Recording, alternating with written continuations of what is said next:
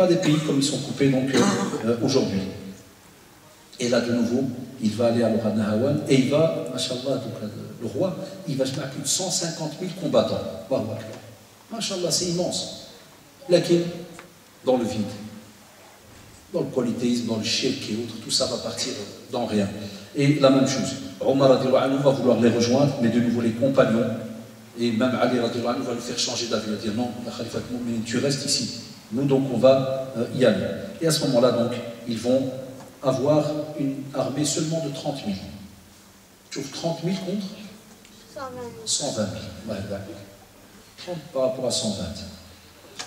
Alors la même chose, ils vont les assiéger et le siège va prendre vraiment plusieurs semaines jusqu'à ce que, à ce moment-là, donc les soldats vont se retrouver vraiment bloqués. Ils vont passer au-dessus de l'enceinte et Nu'man ibn Bashir, très connu aussi dans la Sira, dans les hadiths, donc va recevoir à ce moment-là une flèche dans sa hanche, et c'est là que Nu'man, pour ceux qui connaissent un petit peu Nu'man ibn Bashir, c'est là qu'il va donc glisser de son cheval et il va donc mourir en martyr.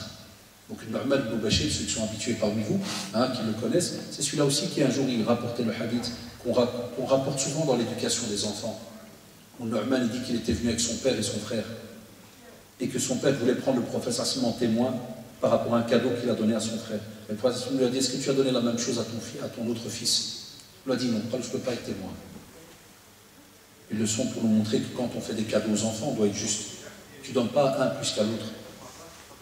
Et si jamais tu donnes à un aujourd'hui, tu dois le prévenir, tu dois prévenir l'autre pourquoi tu ne donnes pas aujourd'hui. Par exemple, s'il y a des bulletins, tu dis tiens mon fils, j'ai donné à toi aujourd'hui 5 €. Ton frère, je vais lui donner la prochaine fois. Pourquoi? Parce que toi, ton bulletin, il vient dans un mois. Pour pas qu'il y ait de jalousie entre les enfants, comme on le voit, il y en a même leur vivant, il donne un appartement à son fils, puis il dit ouais, mais en islam, je peux donner à qui je veux. Tu peux donner, il n'y a pas de problème. Mais pas fonctionner comme ça avec les enfants. Tu donnes à un qui tu laisses l'autre. Donc, Nu'man va mourir donc, à ce moment-là. Et les musulmans donc, vont rentrer à Nahawad et ça va être la plus grande des victoires. C'est comme ça qu'elle va être donc appelée.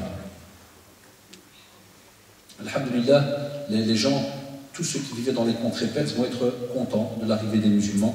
C'est prouvé dans l'histoire, ils disent qu'on va passer à ce moment-là d'une vie où ils étaient fermés parce que ne vivaient à l'aise que les gens qui étaient notables, les riches, ceux qui étaient proches du roi, et au contraire, ils vont dire qu'à ce moment-là, on va revoir la justice. Et c'est vrai, les musulmans, normalement, les vrais, quand ils sont dans une contrée, quand ils vivent dans une ville, dans un état, c'est des gens justes. Il n'y a pas d'arnaque, il n'y a pas de trafic, ils ne prennent pas les biens des autres et ainsi de suite.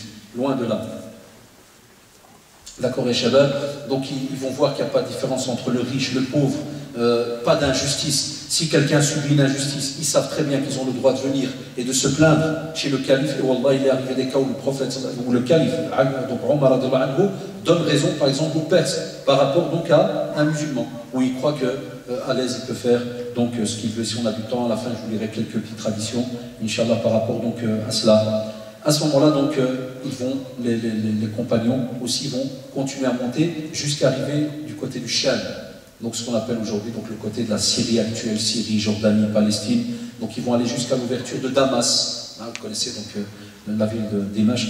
Et à ce moment-là, donc Khalid ibn Walid, regardez Khalid ibn Walid, il est ce grand combattant, il continue donc son travail au fur et à mesure jusqu'à ce que donc il va être aussi nommé donc gouverneur, parce qu'il va passer par donc la ville de Damas et il va se rendre alors de l'Irak jusqu'à les autres contrées, donc tout ce qui est le côté Jordanie, Palestine. C'était vraiment un très très grand donc territoire.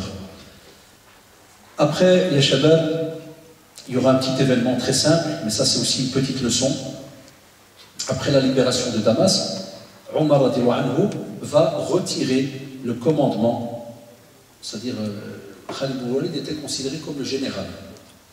C'est vraiment le plus grand grade. Il va lui retirer cela, il va le donner à Abu Ubaïda. Ça, de nouveau, certains qui sont un peu malades du cœur, ils cherchent des petits... Et tu dis, regarde maintenant que la terre, elle commence à vraiment s'élargir et que les musulmans commencent à avoir, machallah, un territoire. Regarde, Omar ibn Khattab va commencer à embêter certains compagnons. Quand on va étudier l'histoire, on sait que Abu Ubaïda, il était déjà général au début. Et le prophète, sallallahu alayhi wa sallam, il enlevait des fois un poste à quelqu'un, puis le redonnait. Abu Bakr radiallahu anhu de même, et Omar radiallahu anhu, il a fait la même chose. Il a seulement, des fois, par stratégie, enlevé le poste à un pour le remettre à celui qu'il avait il y a peut-être 1 an ou 2 avant, et ainsi de suite.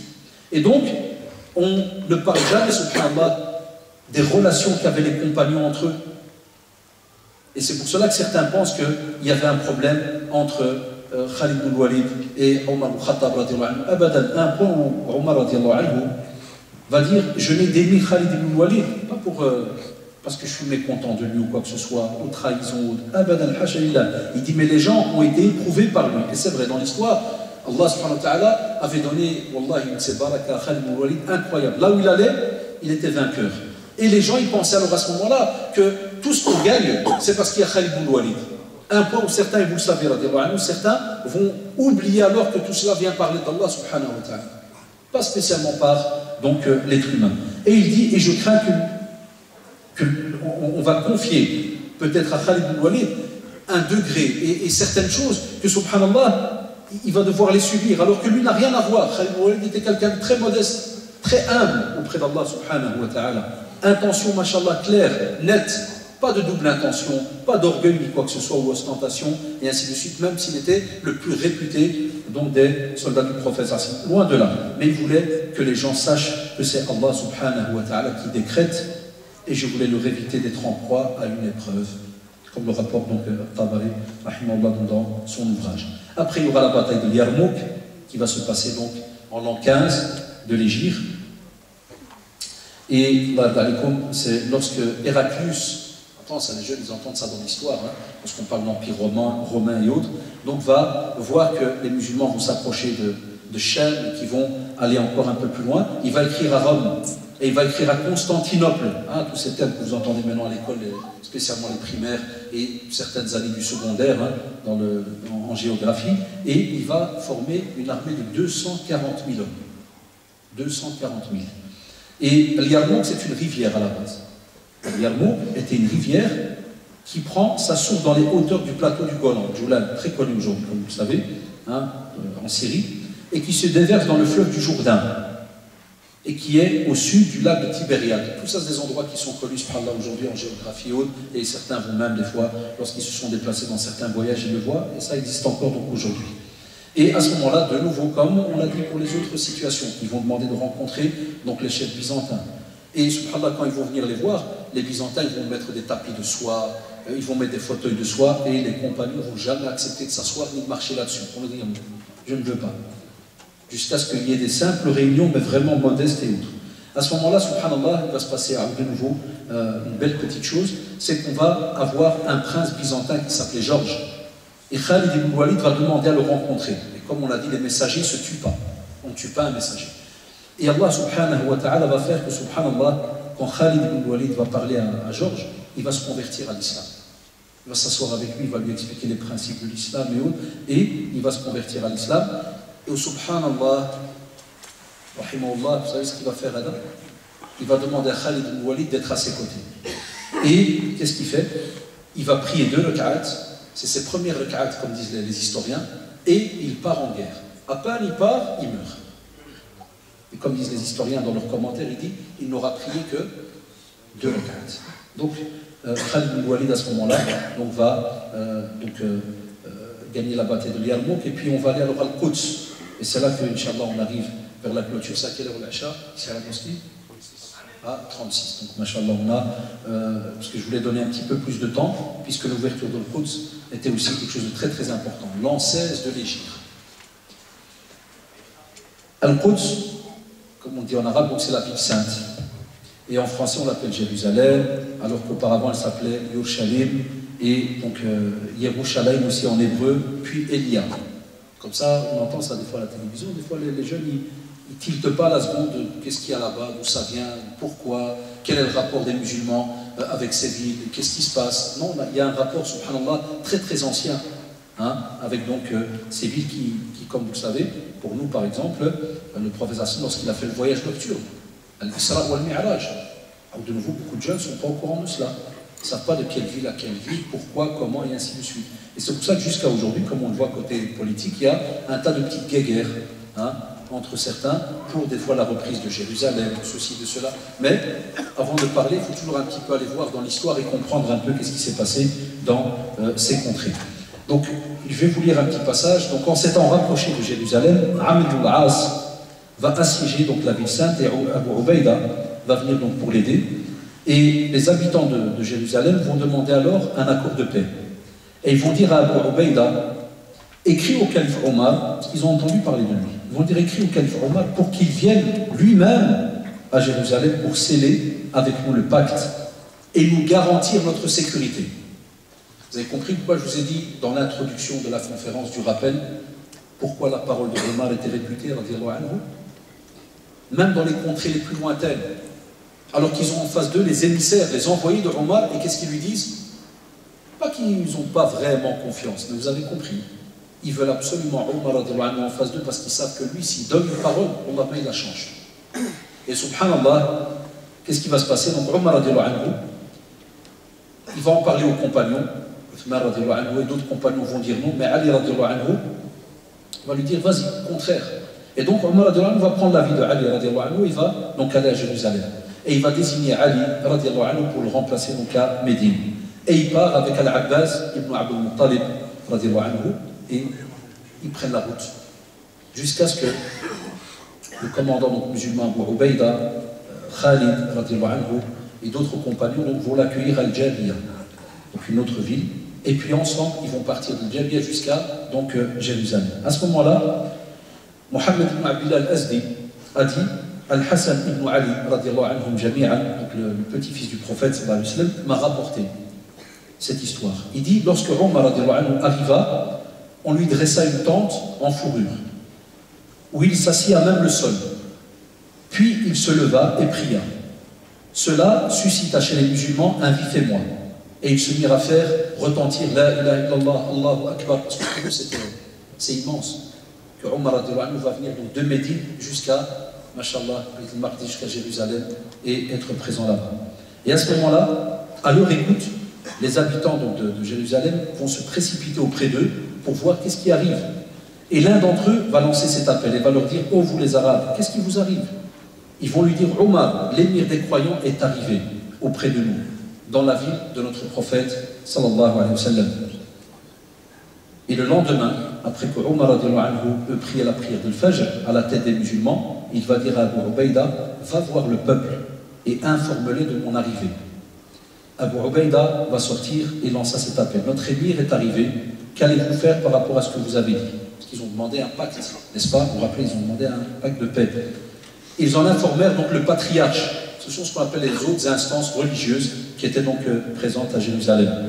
Il va sortir de son église, vêtu donc des habits qu'ils avaient eux à ce moment-là, fourrure et autres, et vont aussi suivre les prêtres, les moines, les évêques. Ils vont se lever avec lui donc, et vont venir. Donc, certaines narrations rapportent même qu'ils vont venir donc, avec dans leurs mains donc, la croix hein, que l'on voit et qu'on connaît donc, chez les chrétiens. Ils vont venir avec, vous allez comprendre pourquoi je donne ce détail que l'on retrouve dans certaines narrations. Et ils vont s'avancer en direction d'Abu Ubaïda. Ils vont lui dire « Ô toi, si ton émir est arrivé, dis-lui de venir à nous, car on va le reconnaître. Et on va savoir... Même si vous êtes dans un groupe, on va savoir qui est votre émir. On sait qui est Omar. Ça, c'est aussi, subhanallah, un événement incroyable. Et qu'il se tienne devant nous pour que nous puissions donc le voir. Et le patriarche en question ici, chez certains historiens, donc il s'appelait Sophronius.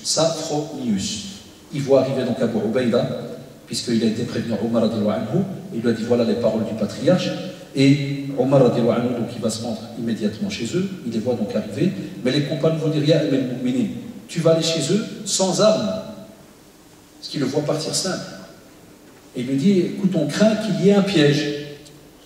Et même comme ça, Omar il va leur dire rien ne nous atteindra en dehors de ce que Allah subhanahu wa ta'ala a prescrit pour nous. Et il va avancer au fur et à mesure jusqu'à ce qu'on va lui apporter donc son cheval, parce qu'il y a une petite distance à faire. Et il va s'y installer. Il y a des fois d'autres narrations qui disent qu'ils vont monter chacun à leur tour avec celui qui l'aidait, jusqu'à ce que des fois, on va lui dire non, maintenant c'est à ton tour, tu dois monter. Non, au contraire, c'est chacun son tour, même si je dois arriver à côté du patriarche ou autre, pour moi ça ne change rien. Et il avance jusqu'à ce qu'il va arriver à l'enceinte de la ville. Et là, il va trouver le patriarche et son adjoint. Le patriarche, il va leur prendre la parole et va dire par Allah, parce qu'il croyait en Dieu. Même les chrétiens croyaient en Allah, sauf que certains rajoutaient non, que Isa, Jésus, était le fils de Dieu. Mais il va lui dire donc par Allah, voilà celui dont nous avons reçu la description. Ça, c'est dans nos livres d'histoire à nous. Le comment du pourquoi, mashallah, Allahu a'lam. Mais subhanallah, eux savaient qu'allait arriver un jour quelqu'un du côté des musulmans qui allait reprendre donc Jérusalem. Et il dit à ce moment-là qu'il devait être celui qui allait ouvrir nos contrées. Puis il dit aux habitants de Jérusalem, descendez à lui et concluez avec lui le pacte. Donc le patriarche, il donne l'autorisation de faire le pacte de sécurité et de protection, car par Allah, il est bien le compagnon de Muhammad ibn Abdillah. Après avoir entendu les paroles du patriarche, les Byzantins vont se précipiter, ils vont descendre, et à ce moment-là, ils vont donc ouvrir les portes de la ville, les musulmans vont entrer. Omar va faire donc justement, va conclure avec eux ce pacte de sécurité. Et il va leur dire alors à ce moment-là, il va les regarder, et puis il va se prosterner, radiyallahu anhu. Ça c'est une position de choc. Il remercie Allah subhanahu wa ta'ala pour ce bienfait, et regardez de nouveau la justice de tous les compagnons du prophète qui ont été califes. Il va leur dire, retournez à vos contrées et à vos proches, vous aurez notre protection.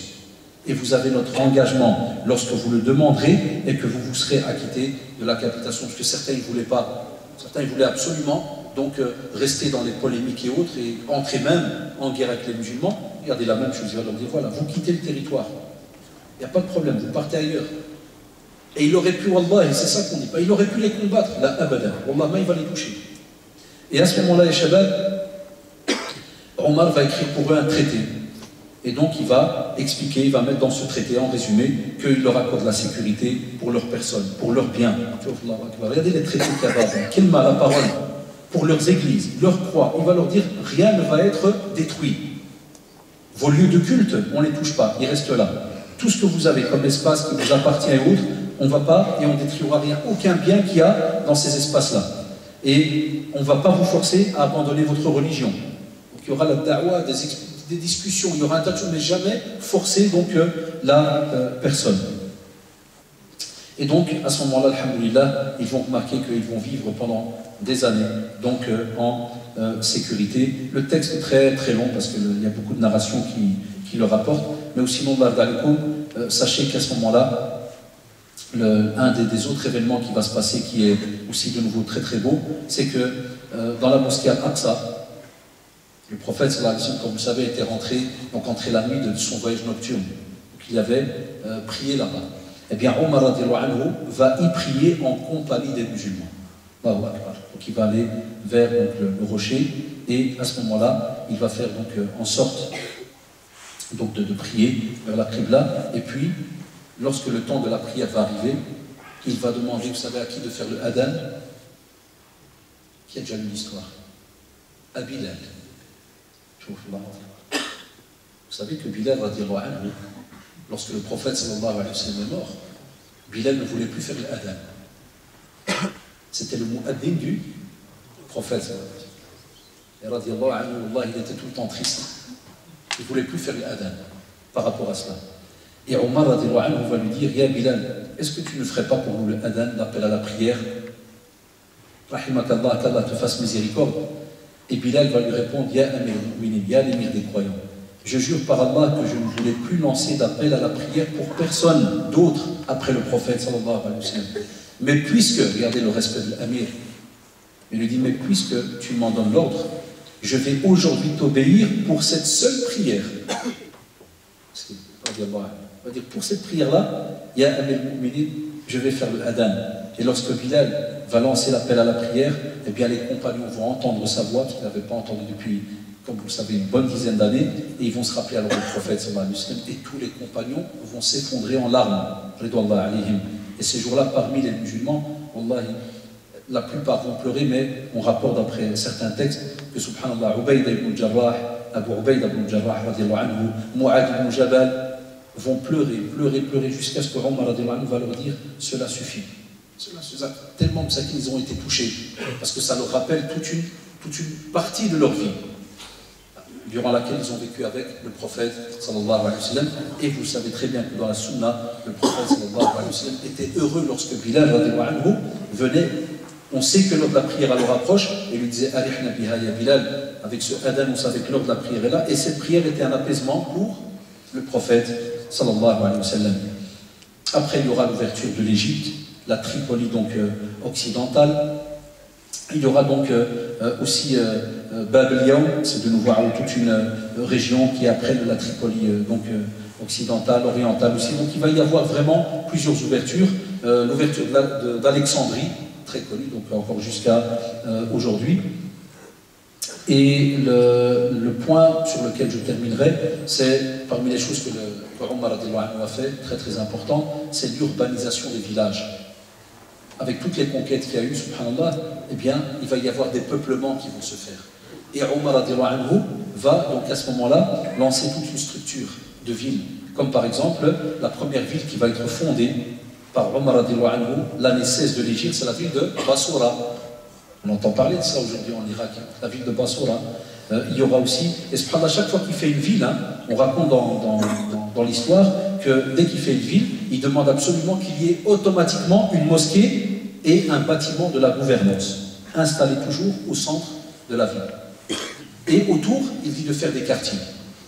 Il va aussi fonder la ville de Koufa en l'an 17 de l'Hégire. Ça va être la seconde ville qui va être faite. Et il va dire à Saad ibn Abu Waqqas, il va lui écrire, il va dire, « Ya Saad, bâtis pour les musulmans une demeure d'émigration et une ville où ils pourront donc habiter.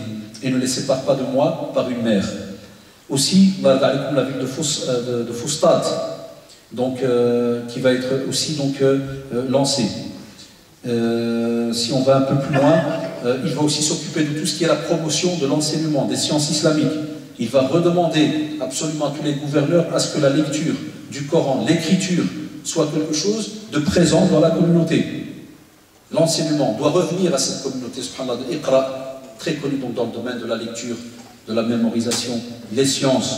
Donc il va, machallah, faire la promotion de l'enseignement, mais machallah, dans toutes les contrées. Chaque fois qu'il y a une ville musulmane, il demande absolument qu'il y ait des gens qui se lancent donc dans le domaine de l'enseignement. Il va aussi inventer, comme vous le savez, le calendrier musulman, qui va commencer avec l'hégire, donc du prophète sallallahu alayhi wa sallam, ça va être la vie de Ali, radiallahu anhu, parce que chacun va lui dire, ya Rasulallah, fais le calendrier d'après la date de naissance du prophète.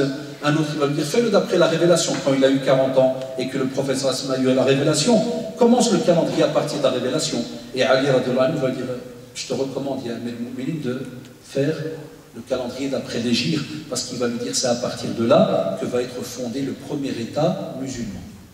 Puisque Médine, comme vous le savez, va être le premier État musulman. Et donc, Omar va prendre la vie de Ali. C'est une parenthèse pour vous montrer, machallah, quel lien il y avait donc entre eux. Après, il va, et c'est là-dessus que je clôture sur ce chapitre, il va faire des choses, et c'est ce que je vous ai dit dans l'introduction. Lorsque je vous ai parlé de ceux qui, des fois, entre guillemets, ont un complexe, certains d'entre nous, des fois, ont un complexe d'infériorité, ou appelez-le comme vous voulez, lorsqu'ils pensent que chez nous, les musulmans, on n'a rien inventé. Et qu'aujourd'hui, les aides qu'on a, des fois les aides sociales, ceci, cela, c'est, machallah, des choses tout à fait nouvelles, et que chez nous, il y a... Non, écoutez bien. Omar va lancer ce qu'on appelle les dawawin. Les dawawin, c'était ce qu'on appelle donc des registres où on va mettre tous les impôts. On va inscrire aussi tous les gens qui étaient, par exemple, dans certains corps. Par exemple, ceux qui étaient dans l'armée, eh bien, avec toutes les listes. Comme on le voit maintenant, par exemple, au ministère de la Défense. Toutes les listes étaient faites. Il y avait des registres, subhanallah, tout était bien encodé. Il va organiser les affaires commerciales. Et les historiens disent pour que les gens ne tombent pas dans la fraude. Et c'est lui qui va leur instituer, subhanallah, le suivi des marchés. Il y a la bourse, le CAC 40 et compagnie.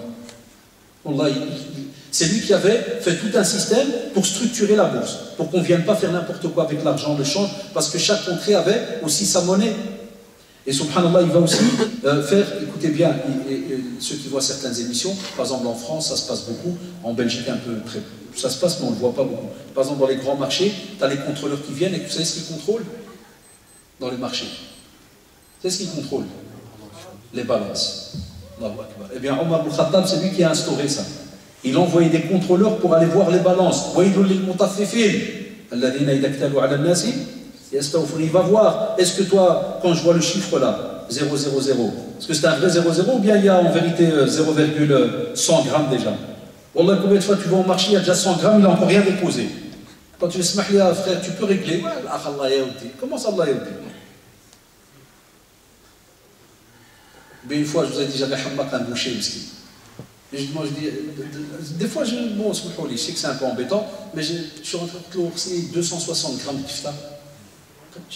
260 grammes. Il n'a pas aimé. Wallah, il m'a regardé de travers.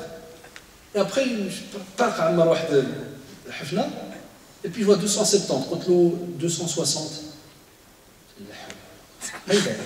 Il a enlevé. C'est ma bien. 262. قلت له عمي الله يرحم بابك 260. زولا قال لي qu'est-ce qui se passe؟ قلت له انت qu'est-ce qui se passe؟ قلت له انا بخير je t'ai demandé 260.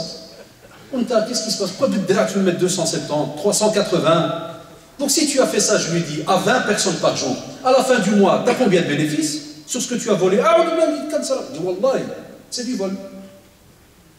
Mais que moi, les clients sont partis. J'ai dit, si à chaque client tu lui voles 100 grammes, 10 clients, ça fait combien? Ou 1 kilo. 10 clients. Combien on a de clients par jour? Il va aussi organiser, c'est un peu embêtant, mais il va construire les prisons. Ah, parce que c'est là qu'ils vont commencer un petit peu, vous savez, quand la contrée s'agrandit, il y a des gens qui entrent. On ne sait pas ce qui se passe. Mais on les attrape, il faut les mettre quelque part. Il va faire les prisons. Il va aussi déblayer les voies de passage. Il va améliorer les routes. L'Europe nous a appris c'est quoi le Torah. On avait le Torah il y a plus de 1000 ans. Il y a plus de 1400 ans, on avait les spécialistes de la route. Donc Omar ibn Khattab, il va préparer cela. Il va aussi instaurer, écoutez bien, il va instituer Dar Diyafa. S'il vous plaît, même si on retarde 2-3 minutes pour l'Ash'ar, 2-3 minutes, et comme ça on conclut, il va instituer Dar Diyafa. Vous savez c'est quoi? C'est un refuge destiné à ceux qui viennent comme invités et dans lequel, même si on est pauvre, on retrouve la farine, subhanallah, des dattes, raisins secs et d'autres denrées. C'est-à-dire impossible que quelqu'un meure de faim. Tu viens d'une autre région, tu trouves de quoi manger. Il va aussi débloquer des fonds, écoutez bien, de l'argent pour les nécessiteux, pour les pauvres, comme ça ils ne vont pas, écoutez bien, mendier, parce qu'on dit même qu'il va interdire d'aller mendier. C'est-à-dire comment ça, le musulman, il va aller mendier ou un pauvre, il va mendier. Abadan, on a l'argent de la zakat. Il va donc à ce moment-là accorder, écoutez bien, Allahu Akbar, à ceux qui sont handicapés, il va leur accorder un revenu, des allocations pour handicapés. On a aujourd'hui qui dit, alhamdulillah, qu'on est en Europe, parce qu'au moins ils nous donnent des allocations. Omar ibn Khattab les a instaurées. Il va même, pour chaque nouveau-né, une allocation de naissance. Aujourd'hui, grâce à la mutualité de je ne sais pas quelle partie, on reçoit 350 € à la naissance. Omar ibn Khattab l'a dit, tout enfant qui naît, une allocation, hatta même allocation pour l'allaitement. Quand une femme donne le lait pendant 2 ans. Il a demandé qu'il y ait donc une allocation. C'est lui qui va lancer le système de la poste. Les messagers qui envoient les courriers, wallahi, radiyallahu anhu. Et il va aussi lancer le système des canaux d'irrigation pour que l'eau arrive d'un village à un autre. Il va creuser un canal, écoutez bien, du Nil jusqu'à la mer Rouge. Et on l'appelle encore aujourd'hui donc le canal de l'émir des croyants, Khalid al-Mu'minin. Et à quelle distance? Yashabab. Enfin voilà, comme vous voyez, il a aussi instauré un bâtiment pour la trésorerie de l'État, ministère des Finances. C'est lui qui l'a lancé, radiyallahu anhu. Prière de Tarawih, comme vous le savez, les gens avaient commencé à diverger, à prier n'importe comment, il les a regroupés. Parce que certains ignorants te disent, ouais, il a été innovateur, il a fait une bid'a. Il faut vraiment marcher en marche arrière, des fois, pendant quelques années, pour arriver à dire cela.